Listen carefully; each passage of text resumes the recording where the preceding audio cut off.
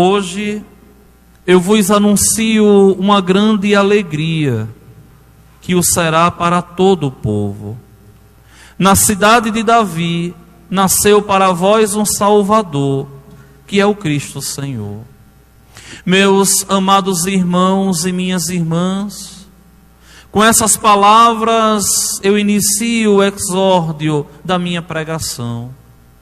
É uma grande alegria para os cristãos celebrarem o Natal de nosso Senhor. Natal que não é só simplesmente e unicamente uma lembrança de um acontecimento luminoso que aconteceu há 2000 anos atrás. Não. Mas deve ser hoje a comemoração da minha conversão, da abertura da minha vida para Deus, do início de uma nova história, onde eu faço jus à salvação que um dia o Senhor, o bom Deus, me ofertou. Só que vejam bem, o nascimento de Cristo é de verdade um acontecimento histórico. Deus se encarnou. Nunca se viu na face da terra acontecer tudo aquilo que aconteceu na plenitude dos tempos, como assim diz os evangelistas Mateus, Marcos e Lucas. Na plenitude dos tempos, Deus nos veio visitar. Nós somos gratos a Deus. Nós celebramos o Natal, fazendo memória histórica sim, mas não como alguns ignorantes de teologia ficam pregando no mundo, como o aniversário de Jesus. Vamos cantar parabéns para Jesus. Não! A igreja não comemora hoje o aniversário de Cristo de modo algum. Por quê? Porque em Deus não existe princípio e fim, Ele é eterno. Porque nunca existiu um milésimo de segundo sequer que Deus não existisse. Não teríamos como falar, não teríamos como comemorar o aniversário de Deus. Deus é eterno. E na eternidade não existe tempo. O tempo existe para nós, que estamos aqui neste plano, que estamos aqui no mundo. Para Deus não. Para Deus 1000 anos é como um dia, e um dia como 1000 anos. Ou seja, não existe esse tempo cronológico, esse tempo cronos que nós conhecemos. Meus amados irmãos, a igreja, ao comemorar historicamente a entrada de Deus no mundo, a igreja, olhando atrás, vê que de verdade se cumpriu a profecia. Eis que uma virgem conceberá e dará à luz um filho. Ele será chamado pelo nome de Emanuel, que significa Deus está conosco. E toda a harmonia perdida agora vai ser readquirida. E todos os pecados agora serão apagados. E a morte como castigo agora não terá mais poder.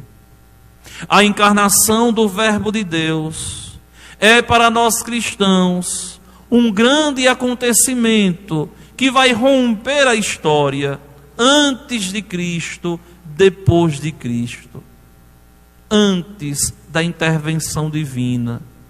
É bem sabido por nós que alguns intelectualoides do mundo hoje em dia querem acabar essa história para que a história não seja assim dividida, antes de Cristo, depois de Cristo, mas conservando simplesmente a ruptura. Querem dizer antes da era comum, depois da era comum. Enganação, mentira. É Cristo quem vem de verdade dividir esse mundo, antes dele, depois dele. Vocês sabem que o homem de verdade consegue uma dignidade que havia perdido. Essa humanidade que nós temos hoje é fruto da encarnação do Verbo.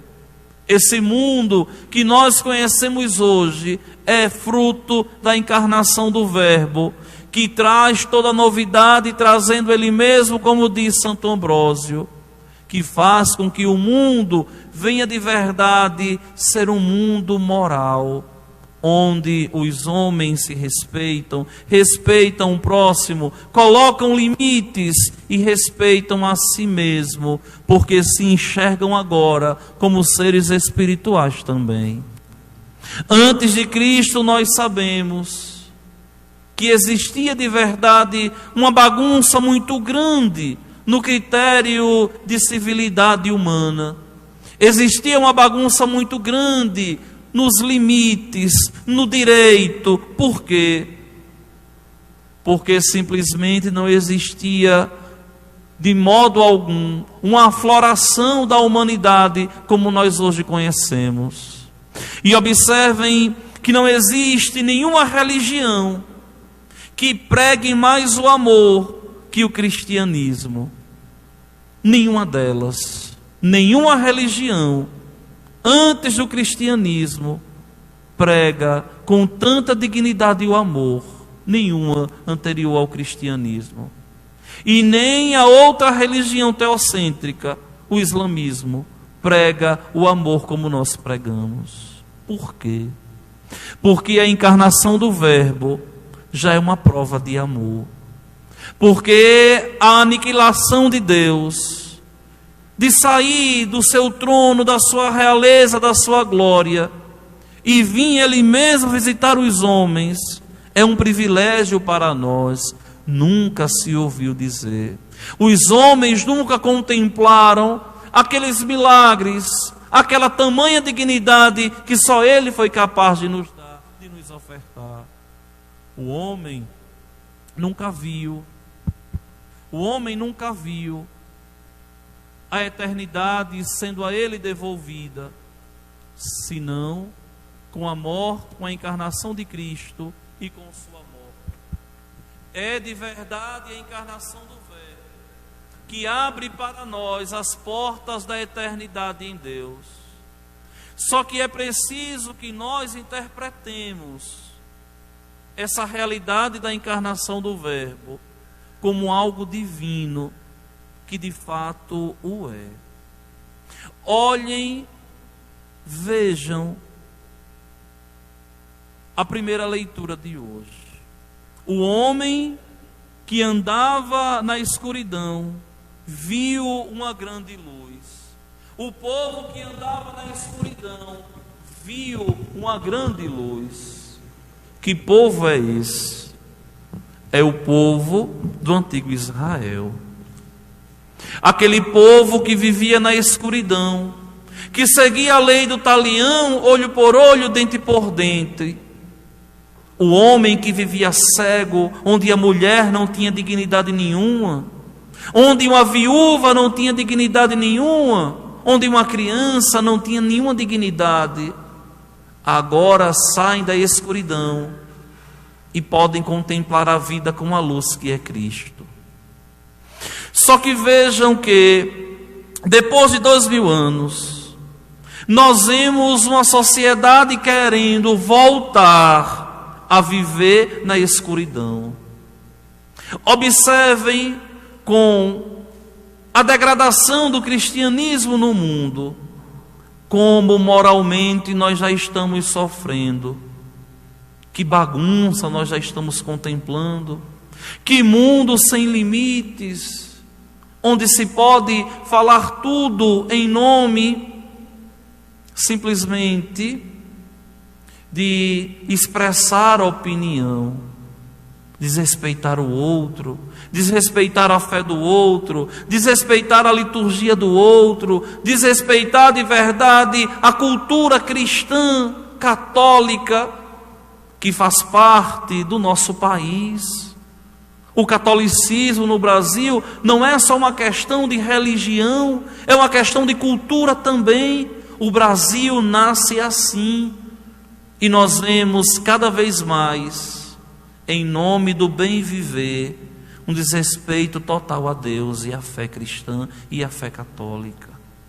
Vejam, meus queridos irmãos, quanta loucura nesse mundo, quanta doidice nesse mundo. E cada vez mais o homem vai deixando de ser essa obra de arte querida, pensada, sonhada por Deus, e passando a ser uma carranca, uma caricatura de homem. O homem é belo, Deus fez o homem belo, e tão belo o homem é que Deus aceitou e escolheu ser homem, não escolheu ser anjo, escolheu ser homem. Por quê? Porque o homem foi feito à imagem e à semelhança de Deus. E não é no homem que tem o início o pecado. Não. O pecado não começa com o homem. O pecado começa com os anjos. Na soberba de não aceitar esse mistério que hoje nós contemplamos. O pecado não é humano. O pecado é angélico, vem dos anjos. Por quê? Porque não conseguem contemplar o homem como o centro da criação. Porque não conseguem de modo algum aceitar que Deus vai se fazer homem e eles devem se curvar diante do homem, que é Deus, que se humilha e vem nos visitar. Meus irmãos, isso para nós tem um grande valor. Ao contemplar a encarnação do Verbo, nós contemplamos de verdade a misericórdia de Deus humanizada, personificada. A misericórdia de Deus que vem nos visitar, que vem nos resgatar, que vem nos devolver a eternidade e a vida que nós tínhamos perdido em Deus.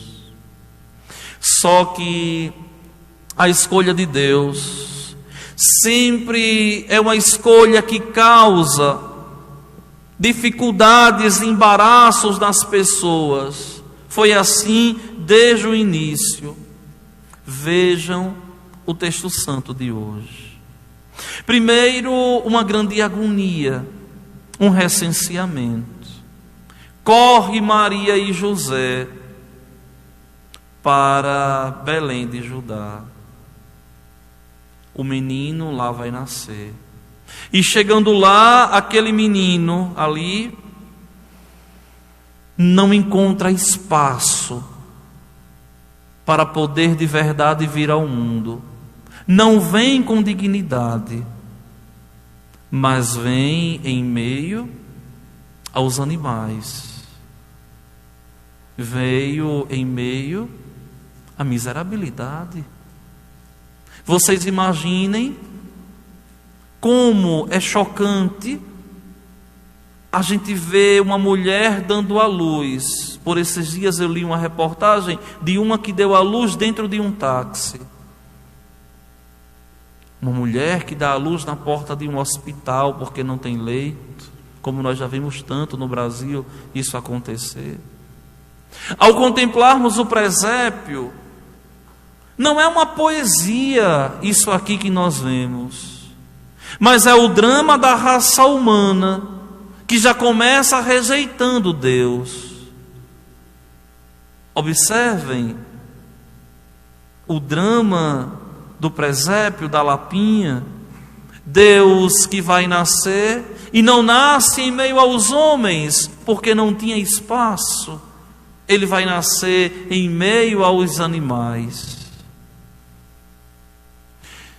É bem sabido por nós também que essa representação aqui não só nos joga no drama das dificuldades da vida, mas nos joga também para o paraíso, para a recriação, onde esse menino nascido frágil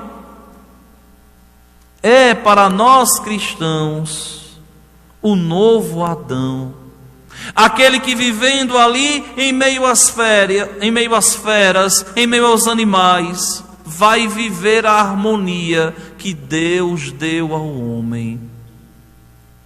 E aqui nós contemplamos de verdade Deus que vem nos visitar para nos dizer: observem que a vida não é fácil. Observem que agora nós chegamos à plenitude dos tempos e tudo será recriado. É lindo uma criança contemplando o presépio, a iluminação, as flores, toda a decoração. É bonito, sim. Mas é bonito nós adultos, ao contemplarmos o presépio, vermos que essa realidade do presépio, esse drama, ainda acontece nos dias de hoje, quando nós não permitimos que Deus encontre espaço na nossa vida e no nosso coração. Quando nós colocamos Deus em último plano, quando nós não queremos endireitar o nosso caminho para encontrar a Deus, quando servir a Deus é quando eu posso, quando servir a Deus é quando eu tiver tempo, quando servir a Deus é coisa de quem tem muito tempo, de quem é desocupado, simplesmente porque não entendeu que o momento de se encontrar com Deus é agora, e cada minuto perdido pode ter um reflexo grandioso na nossa eternidade. Não sabemos o dia do amanhã. E é preciso permanecer em Deus. Ao contemplarmos o presépio, nós vemos o drama da bem-aventurada Virgem Maria. Vemos o drama de São José. Maria ali vendo o Filho de Deus. A notícia não é pública ainda. Só Isabel, Zacarias, o menino João ali sabia. Mas o grande povo ali não imaginava que naquela noite ali nasceria o Filho de Deus. Viria o Filho do homem, viria de verdade o Filho de Davi a governar a humanidade com cetro de ferro. Era uma noite comum, só aquela estrela completamente diferente, como nunca se ouviu no mundo, como nunca se ouviu dizer, como nunca se contemplou no mundo. Só aquela estrela que depois de 2000 anos ainda é causa de estudos. Que estrela era aquela? Era a estrela a nos guiar rumo a Belém, ao encontro do menino. Vejam que Maria dá à luz àquele menino, só que o anúncio vem para os pastores. Os pastores que estavam na madrugada a cuidar dos rebanhos, num dia comum, num dia qualquer. Meus irmãos, o encontro com Deus se dá no cotidiano das nossas vidas. São José Maria Escrivá, um dos grandes santos do século XX da Igreja de Jesus Cristo, vai dizer: é preciso ser santo no cotidiano da vida. Quem não quer ser santo no cotidiano da vida, santo nunca vai ser, porque o ser santo não é algo extraordinário, mas é algo comum na vida do batizado. Como nós vemos muitas vezes as pessoas colocando condições: eu vou fazer isso quando acontecer aquilo. Eu vou mudar de vida quando acontecer aquilo outro. E não pode ser assim. É no cotidiano da vida que nós encontramos com o nosso Senhor. O encontro pode se dar em um momento em que a pessoa decida ali fazer uma oração, como nunca fez, e ali se encontre de verdade com a face de Deus, e a vida nunca mais seja a mesma. Olha, os pastores saíram de casa para cuidar dos animais, e de repente um anjo do Senhor apareceu a eles. A glória do Senhor os envolveu em luz, e eles ficaram com muito medo. Sim, um encontro com o luminoso, com o extraordinário, causa medo, porque foge da normalidade. E ali aqueles pastores ficaram com medo, o mesmo medo de Maria, o mesmo medo de José, o mesmo medo de Zacarias, ao de verdade emudecer no templo. Todos eles ficaram com medo, mas sempre foram acalentados, tranquilizados por Deus. Não tenhais medo. O anjo diz a Maria, o anjo diz a José, o anjo diz a Zacarias, o anjo diz aos pastores, o anjo diz a mim, o anjo diz a vocês: não tenhais medo. Por quê? Porque eu estou contigo, porque eu sou o teu Deus, porque eu não te abandonei, porque eu te amo. Minha gente, vocês imaginem o drama da noite de hoje. Graças a Deus nós estamos aqui, temos saúde, temos um lar. Graças a Deus estamos aqui, distante muitas vezes de quem nós amamos, mas nós temos tanto a agradecer a Deus. Vocês imaginem aqueles que estão passando a noite de Natal no leito de um hospital, desenganados pela medicina. Imaginem alguém que hoje está contemplando o céu, como o menino Jesus, porque perdeu a casa numa enchente, porque não tem onde morar, porque não tem o que cear, porque não tem uma cama confortável para dormir, e a solidão e o medo que bate no coração. E é o Senhor mais uma vez a dizer: não tenhas medo, eu estou contigo. Não tenhais medo, eu vos anuncio uma grande alegria. Essa grande alegria da encarnação do Verbo será para todo o povo. Não foi um momento único, ímpar, que ficou lá atrás, não. Até hoje é uma grande alegria, que o será para todo o povo. Na cidade de Davi nasceu para vós um Salvador, que é Cristo Senhor. Isto vos servirá de sinal: encontrareis um recém-nascido, envolvido em faixas e deitado numa manjedoura. E de repente juntou-se ao anjo a multidão da corte celeste. Cantava louvores a Deus, dizendo: glória a Deus no mais alto dos céus, e paz na terra aos homens por Ele amados. Essa glória que os pastores contemplaram, essa glória que os pastores viram, nós também vemos nas nossas vidas, mas muitas vezes somos incapazes de enxergar, porque estamos cheios de nós mesmos e vazios de Deus. Porque estamos cheios de nós mesmos e vazios de Deus. É por isso que a piedade popular, a alcunha popular, diz com muita dignidade uma coisa assim: só se dá valor quando se perde. Por quê? Porque estava cego e não enxergava a glória de Deus. Como na noite de hoje nós temos coisas a agradecer a Deus, como nós temos coisas para elevar as nossas mãos para os céus, dobrar os nossos joelhos no chão e agradecermos a Deus pela vida, pela saúde, pela paz, pela estabilidade, pela nossa consciência de vida que nós temos. E tudo isso, meus irmãos, nós devemos de verdade dar glórias a Deus por todas as maravilhas, por todos os benefícios que Deus nos deu. O mistério do Natal não pode ser um mistério exterior, tem que ser um mistério interior. Vamos mudar de vida, vamos agradar a Deus, vamos viver em Deus. Não sabemos quanto tempo aqui nós temos mais. Isso não é a igreja a fazer medo, não. Isso é a realidade do nosso viver. Não sabemos o tempo, não sabemos o dia, não sabemos a hora.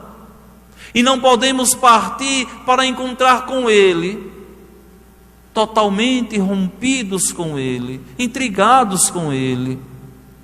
Mas é preciso, quando chegar o nosso momento de partir, estarmos preparados para recebermos a recompensa, que nada mais é que é a glória de Deus na eternidade. Meus amados irmãos e minhas irmãs, hoje nasceu para nós o Salvador, que é Cristo Senhor. Assim o salmista cantava. Agora eu quero questionar vocês assim. Será que você hoje, será que eu hoje posso dizer que hoje nasceu Cristo em mim? Será que no Natal de 2021 eu estou melhor do que o Natal de 2020? Mais santo, mais digno, mais temente a Deus? Ou será que não?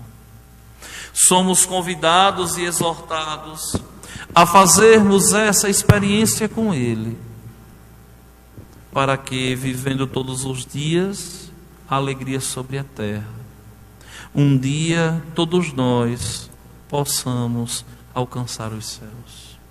Para terminar essa prédica de hoje, eu queria terminar com as palavras da carta de São Paulo ao apóstolo Tito, quando ele assim diz: a graça de Deus se manifestou, trazendo para todos os homens. Ele nos ensina a abandonar a impiedade, as paixões mundanas e a viver neste mundo com equilíbrio, justiça e piedade, aguardando a feliz esperança e a manifestação da glória de nosso Senhor Deus, de nosso grande Deus e Salvador Jesus Cristo. Ele se entregou por nós, para nos resgatar de toda a maldade e purificar para si um povo que lhe pertença e que se dedique a praticar o bem. Hoje, uma pessoa me dizia assim: olha, padre, uma pessoa me pediu perdão. E eu dizia à pessoa assim: olha, se o perdão foi verdadeiro, é válido. Se foi hipocrisia, é uma pena. Porque, meus irmãos, para a salvação não existe de modo algum miséria. Os presentes, as luzes, a decoração de Natal que nós vemos, tudo isso não pode ocupar o espaço no nosso coração de Deus. Qual o presente que você, na noite de hoje, vai dar a Jesus Cristo? Qual o presente que você vai dar a Ele? Por incrível que pareça, os presentes que mais agrada a Deus não é aquilo que Ele tira de vocês, que Ele tira de mim, mas é aquilo que não presta e que nos afasta dele. Por incrível que pareça, os presentes que Deus quer é simplesmente as opções que nós devemos fazer todos os dias por Ele, em sermos de Deus, em vivermos em Deus, em crescermos em Deus, para alcançarmos a Deus.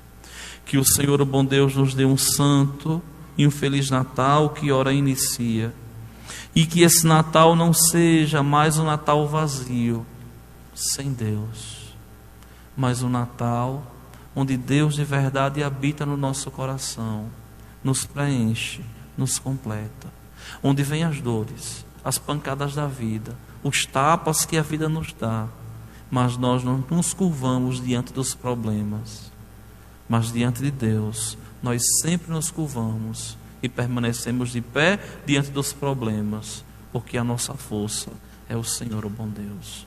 Que todos vocês tenham um santo e feliz Natal, abençoado por Deus, com saúde, com paz, com harmonia na família e, acima de tudo, com muita esperança, porque o Senhor, o bom Deus, habita em nós, um dia se encarnou aqui na terra e hoje deve de verdade nascer no nosso coração, para que nós nasçamos para a eternidade em Deus.